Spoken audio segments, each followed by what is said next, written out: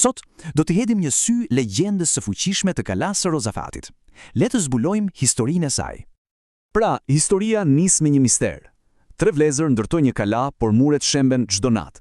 Pse? Ditë pas dite, ata ndërtonin, por çdo mëngjes gjenin vetëm rënoja. Çfarë dëshpërim?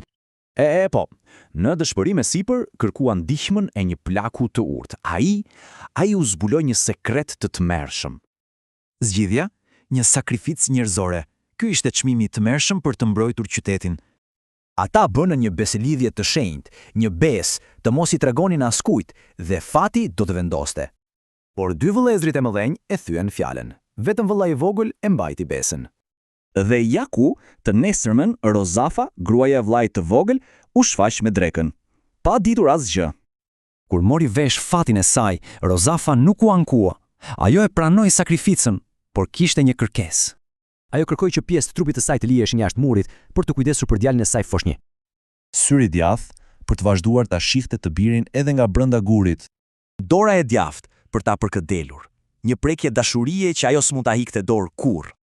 Këmba e djathtë për t'i lëkundur djepin. Edhe e murosur do ta vinte në gjumë fëmijën e saj. Dhe gjiri i djathtë për ta ushqyer. Kjo tregon lidhjen e saj të pavdekshme si nën. Dhe dëshira i u plotësua. Pas sakrificës së saj, kalaja nuk u shemb më kurrë. Tani, le të shohim kuptimin e saj. Thelbi i legjendës është sakrifika. Për të ndërtuar diçka të qëndrueshme që mbron të gjithë.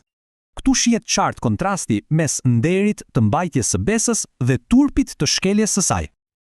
Pra, mesazhi kryesor është ky: legjenda na mëson për dashurinë, nderin dhe sakrificën.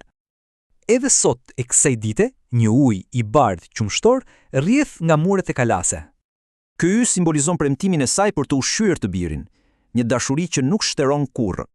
Dhe kjo legjendë lashtë na bën të mendojmë, cilat janë sakrificat që bëjmë ne për themelet tona sot.